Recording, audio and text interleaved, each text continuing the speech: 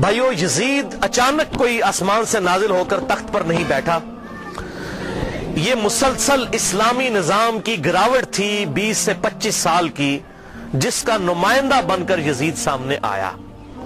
خرابی اس سے پہلے ہو چکی تھی. اب یہ الگ سے پورا ایک ٹاپک ہے، وہ 50 احادیث میں کور ہے. اور ابھی ریسنٹلی میں نے 8 محرم الحرام کو ایک لیکچر ریکارڈ کروایا ہے، ایسر نمبر 101، صحیح مسئلہ خروج اور فکر حسین حق پرستی کی علامت ہے. اس میں نے یہ ساری باتیں کھول کر بیان کی ہیں الحمدللہ. جسے شوق ہو تو وہ لیکچر دیکھ سکتا ہے. بہرحال یزید ابن معاویہ کے جو برے کرتوت ہیں، اس پہ تو گھنٹوں گفتگو کی جا سکتی ہے. اس حوالے سے اس امت میں بہت بڑی خدمت کی ہے. اہل سنت کے بہت بڑے ایک امام گزرے ہیں آج سے 900 سال پہلے. امام عبد الرحمن بن علی بن محمد بن الجوزی، المتوفا 597 ہجری، 597 ہجری میں فوت ہوئے. آج 1436 ہجری ہے، 900 سال پہلے. انہوں نے ایک کتاب لکھی، اور یہ شیخ عبد القادر جیلانی رحمت اللہ علیہ المتوفا 561 ہجری کے شاگرد بھی ہیں، محدث ابن جوزی. ان کو اہل سنت کہلوانے والے تینوں گروہ اپنا امام مانتے ہیں، بریلوی، دیوبندی، سلفی یعنی اہل حدیث، اور اہل تشیع بھی ان کو بڑی قدر کی نگاہ سے دیکھتے ہیں. محدث ابن جوزی کو ان کی بہت خدمات ہیں حدیث کی فیلڈ کے اعتبار سے، حتیٰ کہ امام ابن تیمیہ اور حافظ ابن کثیر اور اس طرح کے بڑے بڑے جو لوگ ہیں، جو خصوصاً اہل حدیث مکتب فکر کے لوگ جن کو بڑا اپنا امام مانتے ہیں، وہ ان کو بہت عزت کی نگاہ سے دیکھتے تھے. ان کی بڑی تعریفیں کی ہیں انہوں نے اپنی کتابوں میں، کیونکہ یہ تو ان سے بھی بہت پہلے گزرے ہیں. ان کے زمانے میں ایک یزیدی تھا مولوی، اس کا نام تھا عبد المغیث. اس نے ایک کتاب لکھی کہ یزید کو ہمیں برا نہیں کہنا چاہیے، یہ سب اس کے اوپر جھوٹے الزام ہیں. حتیٰ کہ بخاری مسلم میں بھی جو حدیثیں آئی ہیں، اس نے کہا یہ بس اسی طرح ہے جس طرح آج بھی منکرین حدیث ہے نا، وہ بخاری مسلم کی حدیثوں کو کہتے ہیں ہم نہیں ان حدیثوں کو مانتے. تو منکرین حدیث ہمیشہ سے رہے ہیں. تو اس نے وہ حکومتی ملے ہوتے ہیں نا، حکومتوں سے پیسہ لے کے تو فتوے دیتے ہیں، آج بھی لوگ دیتے ہیں. تو اس نے ایک کتاب لکھی عبد المغیث نے. تو اس وقت محدث ابن جوزی میدان میں اترے اور انہوں نے یہ کتاب لکھی، الرد علی المتعصب العنید المانع من ذم یزید. یہ اس سرکش اور ضدی کا رد ہے جو یزید کی مذمت کرنے کو برا سمجھتا ہے. یہ کتاب کا نام انہوں نے رکھا. اور پھر وہ پول کھولے کہ کسی کا انہوں نے لحاظ نہیں کیا، اور جو کر سکتے تھے انہوں نے کیا. الحمدللہ یہ کتاب امام ابن تیمیہ المتوفا 728 ہجری، حافظ ابن کثیر المتوفا 774 ہجری اور بڑے بڑے اہل سنت کے ائمہ نے اس کتاب کی بڑی تعریف کی ہے، اپنی کتابوں میں لکھا. اور البدایہ والنہایہ تاریخ ابن کثیر میں حافظ ابن کثیر نے اس کتاب کو مینشن کر کے کہا کہ اس کتاب نے امت کا دل ٹھنڈا کر دیا ہے، اور بڑی صحیح طریقے سے پٹائی کی ہے یزیدی پارٹی کی ابن جوزی نے. یہ ابن کثیر نے لکھا. اور یہ کتاب الحمدللہ اردو ترجمے کے ساتھ شائع ہو چکی ہے. شاہ نفیس اکیڈمی لاہور والوں نے، جو دیوبند مکتب فکر کا ایک ادارہ ہے، انہوں نے اس کا ترجمہ شائع کر دیا ہے. ہماری ویب سائٹ اہل سنت پاک.com پہ اس کا PDF موجود ہے، ڈاؤن لوڈ بھی آپ کر سکتے ہیں. ٹوٹل یہ 80 صفحات پر مشتمل ہے کتاب. ٹوٹل 160 ہے اس کے صفحات، 80 صفحات اس مترجم نے اپنے کومنٹس کیے ہیں، اور 80 صفحات پہ اس کا کتاب کا ترجمہ ہے. ماشاءاللہ انہوں نے حق کھول کر بیان کیا ہے. ائمہ اہل سنت کی رائے کیا تھی یزید کے بارے میں. حیران کن بات ہے کہ دنیا کی کسی حدیث کی کتاب میں یزید سے ایک حدیث بھی روایت نہیں ہے. حضرت ابو بکر کے بیٹوں کی حدیثیں بخاری اور مسلم میں ہیں، حضرت عمر کے بیٹوں کی حدیثیں بخاری اور مسلم میں ہیں، حضرت علی کے بیٹوں کی حدیثیں بخاری اور مسلم میں ہیں. لیکن یزید کی کوئی روایت دنیا کی کسی کتاب میں موجود نہیں ہے. حالانکہ ان کے بھی والد حضرت امیر معاویہ رضی اللہ تعالیٰ عنہ 40 سال تک مسلمانوں کے حکمران رہے ہیں، 20 سال تک گورنر اور پھر 20 سال بعد صلح حسن کے بعد حکومت سنبھالی. لیکن کسی نے ان کے بیٹے سے حدیث نہیں لی کیونکہ مجرور راوی تھا. تو یہ سارے اقوال محدثین کے انہوں نے جمع کیے. اور محدث جو ہوتے ہیں نا، وہ بالکل نیوٹرل لوگ ہوتے ہیں، وہ حکومتی ملا نہیں ہوتے ہیں کہ پیسے لے کے فتوے دیں. محدث تو حق بات کرتا ہے. جو مجرور راوی ہے وہ مجروح ہے. حتیٰ کہ آپ بخاری اور مسلم میں یہاں تک حضرت علی کے بیٹوں کی، حضرت علی کے پوتوں کی، ان کے پڑپوتوں تک کی حدیثیں موجود ہیں بخاری اور مسلم کے اندر. امام باقر کی حدیثیں، امام جعفر کی حدیثیں، امام موسیٰ کاظم کی حدیثیں، امام علی رضا کی حدیثیں، امام زین العابدین کی حدیثیں، یہ اہل سنت کے ہاں آپ کو ملیں گی. لیکن یزید کی کوئی حدیث نہیں آپ کو اہل سنت کی کسی کتاب میں نہیں ملے گی.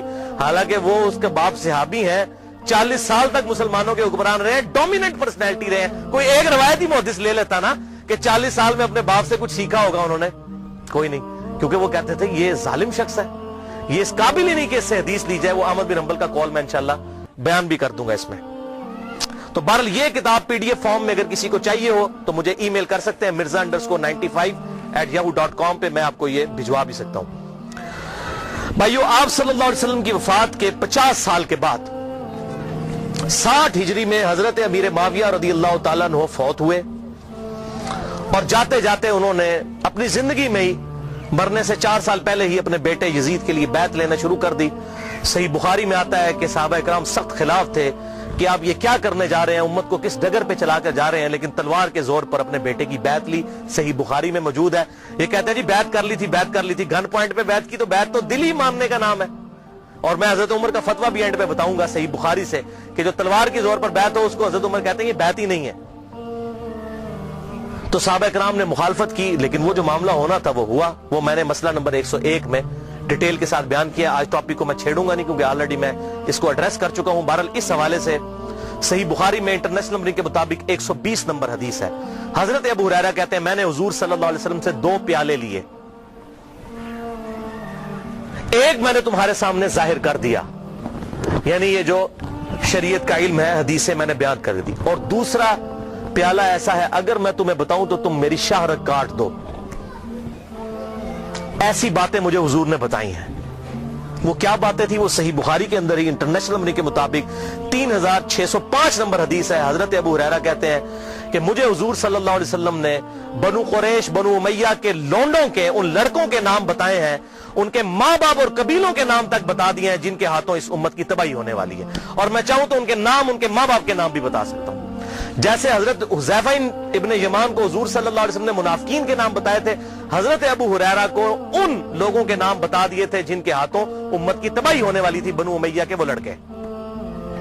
حتیٰ کہ اسی حدیث کے تحت فتح الباری میں امام ابن حجر اسقلانی رحمہ اللہ المتوفی 852 ہجری وہ لکھتے ہیں، اور بڑی انہوں نے اسناد مختلف کتابوں سے، المصنف ابن ابی شیبہ سے، باقی کتابوں سے جمع کی کہ حضرت ابو ہریرہ یہ دعا کیا کرتے تھے، اے اللہ مجھے 60 ہجری تک باقی نہ رکھنا اور لڑکوں کی حکومت سے پہلے موت دینا.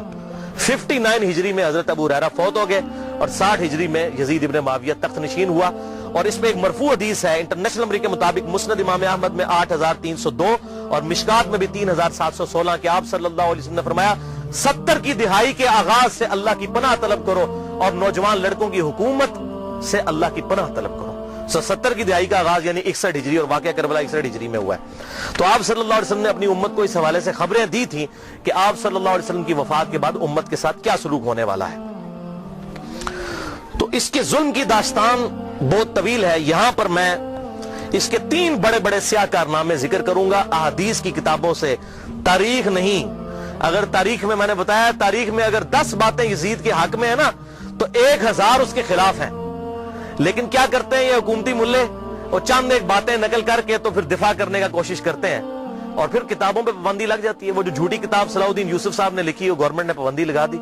کوئی حدیث نقل نہیں کی ہے، بلکہ ساری تاریخی روایتیں نقل کی ہیں، اور وہیں پر لکھا ہوا ہے کہ یزید کی فوجوں نے واقعہ حرہ میں 1000 صحابیات اور تابعیات کے ساتھ زنا کیا، اور وہ حاملہ ہو گئیں، اور 3 دن تک مسجد نبوی میں گھوڑے باندھ کر رکھے، اور مسجد نبوی میں نماز نہیں ہوئی ہے. لیکن صلاح الدین یوسف صاحب کی رگ نہیں پھٹکی کہ میں یہ حق لوگوں کو بتاؤں. ابن کثیر سے، اس ابن کثیر سے اپنے مطلب کی باتیں نقل کی. وہ بتا رہا ہوں 10 باتیں نقل کی، 1000 اس کے خلاف لکھی ہوئی ہیں. لیکن جب کوئی بندہ بےایمانی پہ اتر آئے تو اس کا تو کوئی علاج نہیں ہے. لہذا میں تاریخ کو کرتا ہوں سائڈ پہ، میں صرف آپ کو احادیث سے حوالے دوں گا جس کے سامنے اب سارے خاموش ہو چکے ہیں. جب سے یہ میری یہ پمفلٹ آئے ہیں، یہ واقعہ کربلا کا حقیقی پس منظر 50 صحیح الاسناد احادیث کی روشنی میں، یہ والا پمفلٹ، اور یہ رافضیت، ناسبیت اور یزیدیت کا تحقیقی جائزہ، یہ پمفلٹ میں نے ڈاکٹر ذاکر نائک کے خلاف لکھا تھا، انگلش کے اندر بھی، اردو کے اندر بھی. اور ان کے ہم نے شاگرد پاکستان آئے، ان کے ہاتھ میں یہ پمفلٹ پکڑائے کہ خدا کے لیے کہ آپ یہ کون سی وہ امام غزالی کی لکھی ہوئی تاریخ بیان کر رہے ہیں، ابن تیمیہ کی لکھی ہوئی تاریخ بیان کر رہے ہیں. خدا کے لیے حدیث کی کتابیں پڑھیں، بخاری اور مسلم پڑھیں، یا تو بخاری اور مسلم کو غلط کہہ دیں، منکرین حدیث بن جائیں، یہ تاریخیں تو حکمرانوں نے لکھوائی ہوئی ہیں. بادب با ملاحظہ ہوشیار لکھو ہم بڑے سخی تھے, ہم یہ تھے وہ تھے. تاریخیں تو حکمرانوں کی لکھوائی ہوئی ہیں.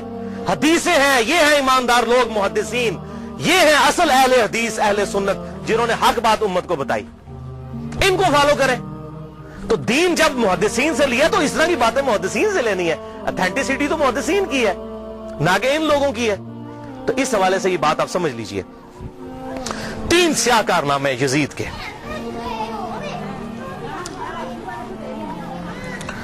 پہلا سیاہ کارنامہ 61 ہجری میں آپ صلی اللہ علیہ وسلم کی وفات کے بعد 50 سال کے بعد عبید اللہ ابن زیاد کو گورنر لگا کر اس کے ذریعے سیدنا حسین ابن علی رضی اللہ تعالی عنہ کو شہید کروایا. 18 اہل بیت میں سے اور 54 لوگ دوسرے شہید ہوئے واقعہ کربلا کے دوران. ٹوٹل 72 لوگ. اور اس کا ذکر صحیح بخاری میں انٹرنیشنل نمبر کے مطابق 3748 نمبر حدیث میں موجود ہے, اور صحیح مسلم میں 6309 نمبر حدیث کے اندر بھی موجود ہے کہ جب حضرت حسین کے قتل کے بعد حضرت امام زین العابدین علی ابن حسین رحمہ اللہ تعالی جب مدینہ شریف آئے تو ان کے ہاتھ میں حضور کی تلوار تھی جو حضرت علی کے پاس تھی, اس کے بعد مولا حسین کے بعد تھی, مولا حسین کے بعد زین العابدین کے پاس آئی. صحیح مسلم 6309. تو مسور بن مخرمہ رضی اللہ تعالیٰ عنہ حاضر خدمت ہوئے اور انہوں نے کہا کہ اے نبی کے بیٹے یہ تلوار آپ میرے حوالے کر دیں ورنہ یہ کہیں بنو امیہ کے ظالم لوگ آپ سے چھین نہ لیں, اور میں اپنی جان سے بڑھ کر اس کی حفاظت کروں گا. تو یہ صحیح مسلم میں موجود ہے. لوگ کہتے ہیں نہیں پتہ نہیں حسین قتل بھی ہوا تھا کہ نہیں. ٹھیک ہے, آپ لوگوں نے یہ باتیں کرنا شروع کر دی ہیں. تو بھئی جھوٹ کے تو کوئی پاؤں نہیں ہوتے ہیں. جب لوگوں نے یہ جرت کی تھی وہ صحابہ وہ بغلوں میں بت رکھ کے آتے تھے اس لیے رفع یدین ہوتا تھا, حالانکہ اہل سنت اور اہل تشیع کا رفع الیدین پہ اجماع ہے. سوائے حنفیوں کے پوری امت متفق ہے کہ آپ صلی اللہ علیہ وسلم رکوع میں جاتے وقت رکوع سے اٹھتے وقت رفع الیدین کرتے تھے. لیکن جب کوئی بندہ بے ایمانی پر اترا ہے تو اس کا تو کوئی علاج ہی نہیں ہو کہ بت رکھ کے آتے تھے. اے بھی ہوئی یہ بت رکھ کے آتے تھے. بھائی صحیح مسلم میں موجود ہے, صحیح بخاری میں واقعہ کربلا کا ذکر موجود ہے. دوسرا سیاہ کارنامہ, اور ادھر میں یہ بات کر دوں, بعض لوگ کہتے ہیں حضرت حسین جو ہے وہ یزید کی بیعت کے لیے جا رہے تھے اور انہوں نے کہا میری 3 شرائط ہیں, یا تو مجھے اجازت دو میں یزید کے ہاتھوں میں ہاتھ دے دوں, یا مجھے کسی مسلمان سرحد پر بھیج دو, یا مجھے واپس جانے دو. خدا کے لیے بھائی یہ بات ہوتی تو بنو امیہ نے لڑیاں ڈالنی تھی کہ حضرت امیر معاویہ رضی اللہ تعالیٰ عنہ پوری زندگی حضرت حسین سے وہ بیعت نہیں لے سکے اپنے بیٹے کے لیے جو انہوں نے اپنی وفات سے 4 سال پہلے لینا شروع کر دی تھی. اور یہ عبید اللہ ابن زیاد نے حضرت حسین کو اگر منوا لیا تھا تو اس کو تو سونے میں تولنا تھا یزید نے کہ بھی آپ نے بڑا کارنامہ کیا. کدھر یہ جھوٹ ہے.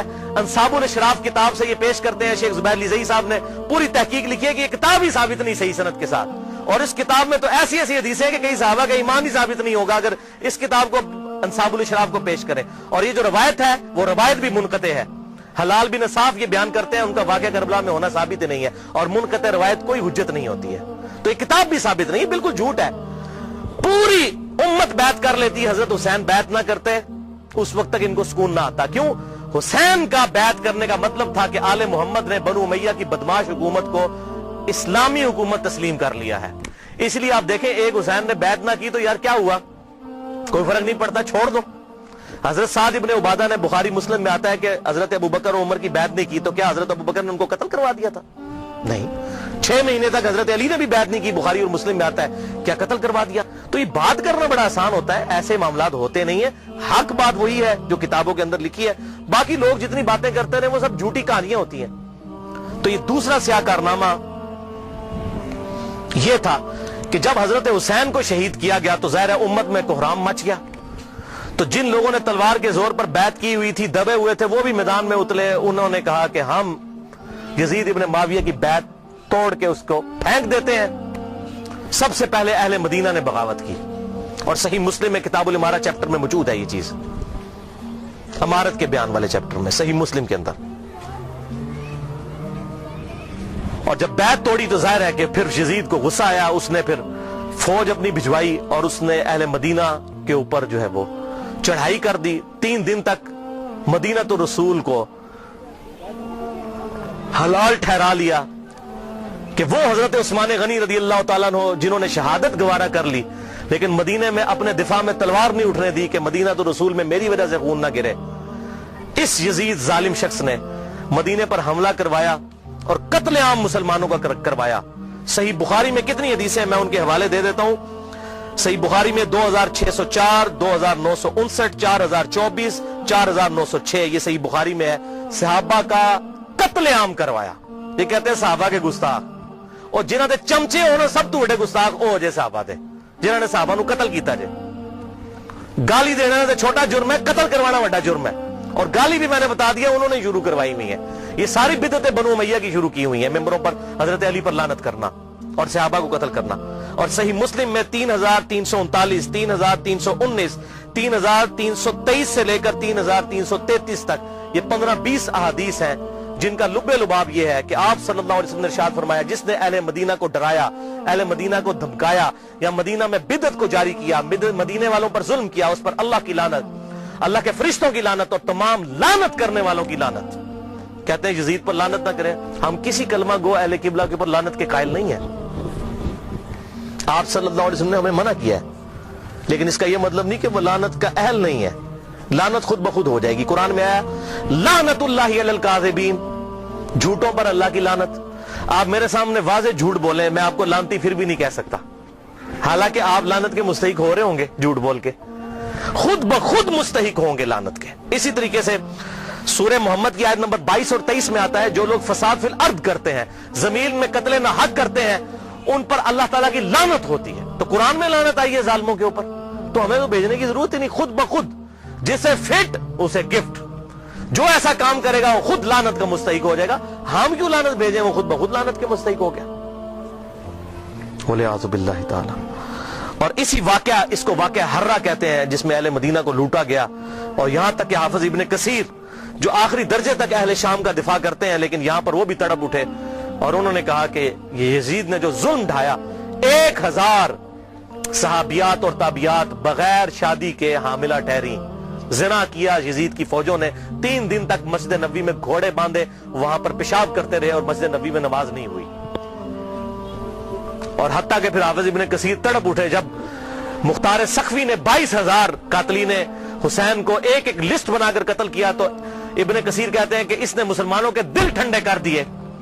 ایک تو توابون کھڑے ہوئے 4000 کے قریب, لیکن وہ عبید اللہ ابن زیاد کا مقابلہ نہیں کر سکے. بعد میں مختار سخوی نے جس طریقے سے ان کو قتل کیا جو حضرت حسین کے خلاف کھڑے ہوئے تھے, اور آپ دیکھیں اس کا سرغنہ کون تھا, عمر ابن سعد ابن ابی وقاص, جنتی صحابی کا بیٹا.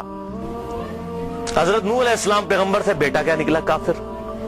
کہتے نہیں صحابہ کی اولاد, او بھئی نبی کی اولاد سے بڑھ کر کون ہو سکتا ہے, حضرت نوح کا بیٹا کافر. تو اس کی وجہ سے حضرت نوح کو تو کوئی لعن طعن نہیں کر سکتا.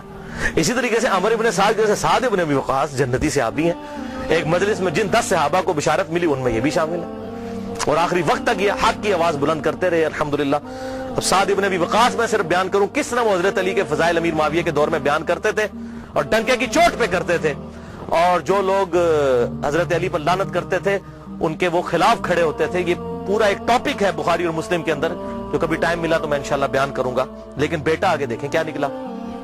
اسی واقعہ حرہ پر امام احمد بن حنبل رحمۃ اللہ علیہ کا قول صحیح سند کے ساتھ اسی ابن جوزی کی کتاب میں موجود ہے, صفحہ نمبر 40 پہ, جو عربی میں نسخہ ہے, اردو میں آپ کو مل جائے گا. یہ امام احمد بن حنبل سے ان کے شاگرد نے پوچھا یزید ابن معاویہ کے بارے میں کہ کیا یزید ابن معاویہ کے بارے میں آپ کا کیا خیال ہے. یہ اب میں آپ کو بتانے لگوں کہ اہل حدیث کا کیا موقف تھا.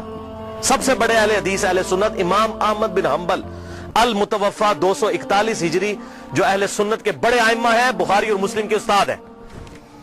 اور وہ کیا کہہ رہے ہیں, آپ حدیث میں کس کو لیتے ہیں کہ جی کس راوی پر بحث کرنی ہے, آپ کہتے ہیں یہ فلاں محدث اس کو ضعیف کہتا ہے. اب یہ سب سے بڑا امام اہل سنت کا کیا کہہ رہا ہے, وہ کہتے ہیں کہ یزید وہی ہے جس نے مدینے والوں کے ساتھ وہ کرتوت کیے جو اس نے کیے. شاگرد نے پوچھا یزید نے کیا کیا تھا. احمد بن حنبل نے فرمایا اس نے مدینے والوں کو لوٹا تھا. شاگرد نے پوچھا کیا ہم یزید سے حدیث بیان کر سکتے ہیں. احمد بن حنبل نے فرمایا یزید سے حدیث مت بیان کرو, اور کسی کے لیے یہ حلال ہی نہیں ہے کہ وہ یزید سے ایک حدیث بھی بیان کرے. پھر شاگرد نے پوچھا کہ جب یزید نے یہ حرکتیں کی تھیں تو کن لوگوں نے یزید کا ساتھ دیا تھا. تو احمد بن حنبل نے فرمایا اہل شام نے, یہ شامیوں نے یہ غلط کام کیا تھا جو یزید کے ساتھ مل کر اہل بیت کے ساتھ اور اہل مدینہ کے ساتھ ظلم ان پر ڈھایا تھا. یہ دوسرا کارنامہ. اور تیسرا سیاہ کارنامہ 64 ہجری میں اسی دوران حضرت عبداللہ ابن زبیر رضی اللہ تعالیٰ عنہ، یہ وہ صحابی ہیں جن کے بارے میں صحیح بخاری میں آتا ہے جب مسلمان ہجرت کر کے مدینہ شریف آئے تو یہودیوں نے کہا ہم نے مسلمانوں پر بندش کر دی ہے، ان کے گھر اب اولاد نہیں ہوگی. تو سب سے پہلے بیٹا پیدا ہوا حضرت ابو بکر کا نواسا عبداللہ ابن زبیر. حضرت عائشہ کی جو بہن تھی اسما بنت ابی بکر، ان کا بیٹا عبداللہ ابن زبیر. اور حضور نے اپنے مبارک ہاتھوں سے ان کو گٹی دی تھی کھجور چبا کر، صحیح بخاری میں آتا ہے. یہ وہ ہیں عبداللہ ابن زبیر صحابی. یہ بھی حضرت حسین کی طرح جن چند بڑے لوگوں نے بیعت نہیں کی. کون کون تھے ان میں؟ حضرت حسین ابن علی، علی کا بیٹا، حضرت عباس کا بیٹا عبداللہ ابن عباس، ابو بکر کا بیٹا عبد الرحمن بن ابی بکر، اور زبیر کا بیٹا ابن زبیر، عبداللہ ابن زبیر. تو یہ نمائندہ شخصیات ہی سامنے آتی ہیں نا. مجھے بتائیں آج اگر زرداری اور نواز شریف مل کے عمران خان کی بیعت کر لیں تو کیا یہ دو بندوں کی بیعت ہوگی؟ پوری پارٹی کی. یا عمران خان اور زرداری مل کے نواز شریف کی کر لیں، یا عمران خان اور نواز شریف مل کے زرداری کی بیعت کر لیں تو کیا یہ دو بندوں کی بیعت ہوگی؟ پوری پارٹی کی. وہ کہتے ہیں سب نے بیعت کر لی تھی. اور بھائی نمائندہ شخصیات تو امت کی یہی تھی نا، باقی تو سارے بیچارے اسی طرح ہوتے ہیں. حسین تے نہیں روزانہ ماما جمنیا، حسین بننا سوکھا ہے. آپ نے بخاری میں حضرت ابو ہریرہ کا قول سن لیا کہ وہ کہتے ہیں مجھے ڈر ہے میں ان لوگوں کے نام بتاؤں تو مجھے قتل کر دو. تو انہوں نے اپنی جان بچائی. جان بچانا بھی فرض ہے، لیکن اعلیٰ ترین درجہ یہ ہے جو صحیح مسلم میں حدیث ہے، انٹرنیشنل نمبر کے مطابق 177 نمبر حدیث صحیح مسلم کتاب الایمان میں، کہ برائی جب دیکھو تو ہاتھ سے روکو. ہاتھ سے نہیں روک سکتے، زبان سے، نہیں تو کم از کم دل میں برا جانو. لیکن ذالک اضعف الایمان، یہ ایمان کا سب سے لوئسٹ درجہ ہے. تو حضرت حسین لوئسٹ درجے پر تو نہیں تھے بھائی. جس کے جینز پروفٹ کے جینز ہوں، جس کا بلڈ اور خون نبی کا خون ہو، وہ لوئسٹ درجے پر ایمان رکھے گا؟ وہ تو آگے بڑھ کر باطل کا مقابلہ کرے گا. یہی وجہ ہے کہ حضرت حسین جو ہیں انہوں کو یہ ٹائٹل ملنا تھا. اور یہ بھی آپ بات یاد رکھیں، حضرت حسین نے حضور کی زندگی میں کیا کارنامہ کیا ہے؟ 6.5 سال عمر تھی، حضور صلی اللہ علیہ وسلم کی وفات ہو گئی. کارنامہ کرنا تھا. اسلام تقوی کی بنیاد پہ کسی کو ٹائٹل دیتا ہے، ان اکرمکم عند اللہ اتقاکم. حضرت حسین نے کون سا کارنامہ کیا تھا؟ کارنامہ بھائی کرنا تھا. جنتی نوجوانوں کا ٹائٹل اس لیے ملا کہ انہوں نے وہ کام کرنا تھا کہ جب امت سو چکی ہوئی تھی انہوں نے امت کو جگایا. اور ایسی بھی امت جاگی کہ آج تک جب بھی کہیں پر ظلم ہوتا ہے حسین کی مثال پیش کی جاتی ہے. لوگ کہتے ہیں کیا ہوا جی، حسین کے ساتھ بھی تو 72 لوگ تھے نا. اگر ہم تھوڑے ہیں، سورہ نحل میں آیا کہ ابراہیم علیہ السلام اکیلے ہی پوری امت تھے. حق تھوڑا ہو، حق حق ہے، باطل باطل ہے، چاہے وہ کثرت میں کتنا ہی زیادہ ہو. ٹھیک ہے، تو یہ بات آپ سمجھیے اس حوالے سے. تو عبداللہ ابن زبیر نے بھی بغاوت کی. انہوں نے حجاز، مکہ، مدینہ اور پورے ایریے پر انہوں نے اپنی خلافت قائم کر لی اور یزید صرف شام تک رہ گیا. تو پھر یزید نے عبداللہ ابن زبیر رضی اللہ تعالیٰ عنہ کو قتل کرنے کے لیے اور ان کی حکومت کو ختم کرنے کے لیے جو خلافت تھی، اپنے گورنروں کو بھیجا، سپہ سالاروں کو بھیجا. 64 ہجری کا یہ واقعہ ہے. اور یہ صحیح مسلم میں انٹرنیشنل نمبر کے مطابق 3245 صحیح مسلم 3245 نمبر حدیث ہے کہ ابن زبیر پر جب حملہ کیا اس دوران خانہ کعبہ کو منجنیق سے پتھراؤ کیا گیا، غلاف کعبہ بھی جل گیا. 3245 صحیح مسلم. یہ کرتوت ہے. کہتے ہیں جی وہ تو یہ تھے جنتی تھے. وہ بھی میں بول کھولنا کہڑے پاس جنتی سی ہو. صحیح مسلم 3245 خانہ کعبہ کو جلا دیا. لیکن پھر اس دوران پہلے واقعہ کربلا، اس کے بعد واقعہ حرہ ہوا، اور پھر ابن زبیر پہ جب حملہ کیا اسی دوران یزید مر گیا 64 ہجری کے اندر. جب مرا تو پھر ابن زبیر نے اسی جنگ کے دوران وہ مر گیا. ابن زبیر نے کہا کہ جاؤ اپنے شیطان کی خبر لو، مر گیا. تو پھر اس کی فوج تتر بتر ہو گئی. پھر 9 سال تک خلیفہ رہے اس پورے ایریے کے اوپر عبداللہ ابن زبیر. پھر جب عبد الملک بن مروان کے مرنے کے بعد بنا، اس نے پھر حجاج ابن یوسف کو بھیجا. پھر دوبارہ خانہ کعبہ پر حملہ ہوا، اور وہ بھی صحیح مسلم 6496 نمبر حدیث میں موجود ہے. پھر ابن زبیر کو حجاج ابن یوسف نے، جو اسی بنو امیہ کی باقیات تھی، اس نے قتل کر کے خانہ کعبے کے دروازے پہ ان کی لاش، صحابی رسول کی لاش لٹکائی 1 ہفتے تک کے لیے. صحیح مسلم 6496. ابن زبیر کو 74 ہجری کے اندر شہید کر دیا گیا. یہ بھی انہی کا کارنامہ تھا. اب یہاں پر میں کسی محدث کا فتویٰ کسی محقق کا فتویٰ، کسی حکومتی ملے کا فتویٰ، کسی روزی روٹی چلانے والا دین سے اس کا فتویٰ نہیں، امیر المؤمنین سیدنا عمر ابن خطاب رضی اللہ تعالیٰ عنہ کا فتویٰ صحیح بخاری سے پیش کرنے لگا ہوں۔ انٹرنیشنل نمبر کے مطابق صحیح بخاری میں 6830، سیدنا عمر کا جب آخری حج تھا تو آپ کو کسی نے آ کر خبر دی، اس کے بعد آپ شہید ہو گئے، کہ لوگوں میں یہ چیما گوئیاں ہیں کہ جب عمر مر جائے گا تو ہم فلاں شخص کو اپنا خلیفہ بنا لیں گے، خود ہی چن لیں گے۔ اب یہ فلاں کون ہے، اس کو تلاش کرنا ہے، یہ فلاں کون تھا خلافت کا لالچی، یہ آپ کے لیے اسائنمنٹ ہے۔ فلاں شخص کی ہم بیعت کر لیں گے۔ حضرت عمر کو اتنا غصہ آیا کہ مسلمانوں کے مشورے کے بغیر، صحیح بخاری 6830، بڑی لمبی حدیث ہے، حضرت عمر فاروق رضی اللہ تعالیٰ عنہ ممبر پر چڑھے اور ابن عباس کہتے ہیں کہ میرا گھٹنا جو ہے نا وہ بالکل ممبر کے ساتھ ٹچ تھا جب میں نے یہ حضرت عمر کا خطبہ خود سنا، اور حضرت عمر اتنے غصے میں تھے، میں نے کہا کہ آج تو یہ، بلکہ صحیح بخاری اسی حدیث میں آتا ہے کہ عبد الرحمن بن عوف کہتے ہیں کہ آپ تو عرفات کے میدان میں خطبہ دینے لگے تو میں نے کہا امیر المومنین یہاں پر ہر طرح کے لوگ موجود ہیں، کوئی پڑھے لکھے ہیں، کوئی ان پڑھ ہے، تو آپ کی بات کا کوئی اور مطلب نہ لے لیں، آپ صبر کریں، مدینہ جا کے خطبہ دیں۔ تو مدینہ شریف جا کر پہلا کام حضرت عمر نے خطبہ دیا 6830، بڑی باتیں ارشاد فرمائی، اور پھر اس میں ارشاد فرمایا ورڈ بائی ورڈ، لفظ بائی لفظ حضرت عمر کے الفاظ، صحیح بخاری 6830۔ دیکھو، خیال رکھنا کہ کوئی شخص بھی بغیر مسلمانوں کے مشورے کے اور بغیر اتفاق رائے کے تم پر مسلط نہ ہونے پائے، ورنہ اس کا انجام قتل و غارت ہوگا۔ اور وہ آپ نے دیکھا کتنی قتل و غارت ہوئی، حضرت حسین کو شہید کیا گیا، واقعہ ہررا ہوا، پھر خانہ کعبہ کو جلایا گیا، پیچھے کیا رہ گیا، مکے کی حرمت پامال، مدینے کی حرمت پامال، اہل بیت کی حرمت پامال، اس سے زیادہ کیا کر سکتا تھا؟ اور حضرت عمر نے پہلی پیشن گوئی کی تھی مسلمانوں کے مشورے، تو یہ تلوار کے زور پہ کیا گیا۔ وہ میرا پورا لیکچر سن لیں، صحیح بخاری کے اندر موجود ہے حدیث اور کتابوں کے اندر، کہ تلوار کے زور پر زبردستی بیعت لی گئی اور صحابہ نے مخالفت کی، لیکن نہیں کسی کی سنی گئی۔